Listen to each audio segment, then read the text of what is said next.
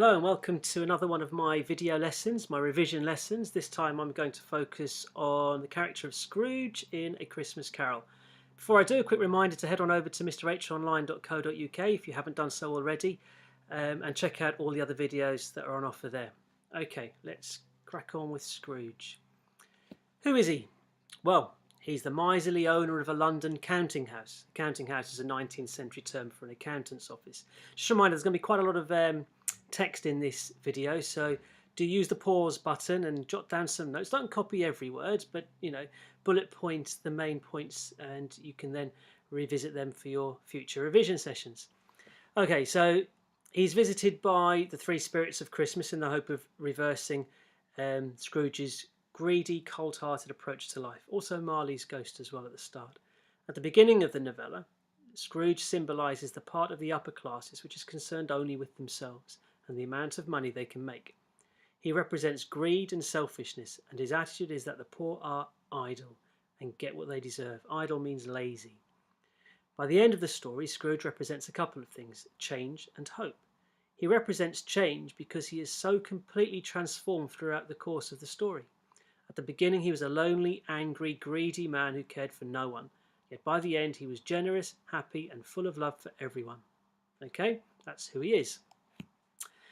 He's the central protagonist, an old, miserly character who is mean both with his money and to others. He's very isolated, he has no friends, and he rejects his own family, his nephew Fred, who contrasts greatly with him.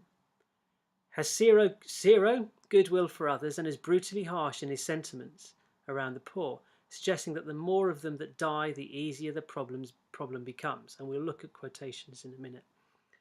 He undergoes a huge transformation thanks to the presence of four spirits: his old business partner, Marley's ghost, and then the ghosts of Christmas past, present, and Christmas yet to come. We learn that he used to know how to have fun, was once in love, and is clearly affected by what the spirits tell and show him. So much so that by the departure of the final spirit, Scrooge is a changed man. He is filled with joy as he realises it is still only Christmas morning. So he buys a large turkey for the Cratchits, spends Christmas with his nephew, gives Bob a pay rise and looks after his family, ensuring Tiny Tim doesn't die, and ultimately lives out his remaining years full of joy, his redemption complete. Remember, Dickens' underlying message is if a character like Scrooge can change their ways, so too can anybody. Okay, so some quotations to track his redemption. So Scrooge at the beginning, where he's miserable and miserly. He's a tight-fisted hand at the grindstone. Our first real description of Scrooge presents him in an unpleasant light, as mean and harsh as an employer. Hard and sharp as flint. The description continues with this simile implying his ability to hurt others, perhaps. Solitary as an oyster. This simile, or an example of sibilance, repeated S and SH sound, highlighting his isolation. Bah humbug, which we're all familiar with. His gruff, dismissive response to his nephew, and indeed anyone wishing him happy Christmas, points to a joyless, miserable individual. Are there no prisons? Are there no workhouses? Justification for his lack of charity when asked. He goes even further. If they would die, they being the poor, if they would die, they'd better do it and decrease the surplus population. Perhaps his harshest response to being told of the plight of the city's poor, a comment which literally comes back to haunt him. And it's not my business, summing up his capitalist ideals. Society's problems are of no concern to him. He pays his taxes, he does what he needs to for society. He believes the poor are lazy, he believes being poor is a crime, they should be locked up or get on with dying quickly so the problem eases. He's a nice man. How about his redemption when he's generous and joyful? I will honour Christmas in my heart. I will live in the past, the present, and the future. I will not shut out the lessons that they teach. This reflects his transformation in his character and how he has learned his lessons from the three ghosts. I am light as a feather. Simile. I am as happy as an angel. Simile. I am as merry as a schoolboy. Simile. I am giddy as a drunk. You get the idea. This is the same character we're talking about. This is the miserable old wretch from the previous screen, and now here he is. Happy. Strange, who knew? I don't know anything, I'm quite a baby. This reflects his willingness to learn how to be a decent human being again. I'll send it to Bob Cratchit. The start of his promise to help the Cratchits and treat his office clerk with respect and kindness, which he should have been doing all along, instead of allowing him one piece of coal and to warm himself by a single candle flame. And his reformed attitude to charity, not a farthing less, as he hands them a large wad of money. A great many back payments are included in it. So his generosity. I've come to dinner. Will you let me in, Fred? An attempt to reconnect with his family. Therefore, I am about to raise your salary. I presume Bob Cratchit fell off his seat at this point. Evidence of just how much he's changed. No more the miserly boss. And as we are told, Scrooge was better than his word.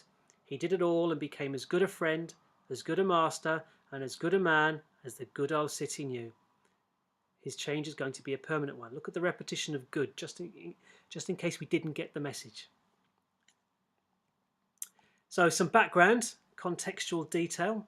Dickens challenges the reader that if a character like Scrooge, extreme in his rejection of anything that doesn't make him money, can become a joyous, generous individual, then it's possible for us to also change our own attitudes.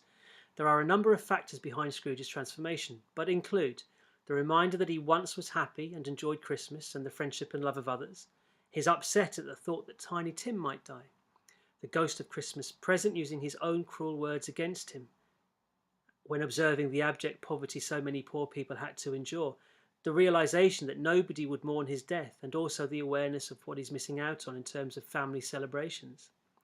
But the bottom line, and this is important, is that it is Scrooge that allows redemption to take place, as he learns the value of empathy, family and kindness. The spirits merely guide him. They don't force him to change, but it is his willingness to embrace change and learn some harsh lessons that brings about his own redemption. Bit of background to the story. The 19th century witnessed the Industrial Revolution, accelerated by the development of using coal to power the steam engine. There was a huge migration of workers from the countryside to the towns and cities as a result of the new work on offer in the factories. This created vast wealth for the propertied individuals and controllers of business, but meant that millions earned very little and were exploited. Cities couldn't cope with the growth explosion, resulting in widespread cramped living conditions, poverty and illness. One shocking statistic for this time was that child mortality rates were dreadfully high, with 1 in 5 children dying before they reached the age of 5. Dickens' own background, which saw his father thrown into prison for debt, and his subsequent work as a court reporter allowed him to see how harshly treated the poor were and what awful living conditions they had to endure, gave him an insight into how unfairly treated the poor actually were. Dickens uses the Cratchits to represent poor people, and it is their influence over Scrooge, in particular Tiny Tim, who represents those with power and influence, that allows him to see the harsh realities of Victorian London for the majority of people, and ultimately leads to his transformation. Okay, exam relevance. As a central character, Scrooge is never present throughout the story. Even in scenes that don't involve him directly, he's on the periphery looking in on the action, and we get to see his reaction to what he's observing.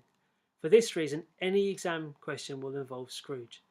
Areas to consider include, so you can link him to any themed question that comes up: redemption, money, family, charity, responsibility, poverty, isolation, and so on. Okay, that's your lot for Scrooge. Hopefully you found that useful. Reminder, head on over to mrhonline.co.uk and see what else is on offer. All right, cheers now, bye.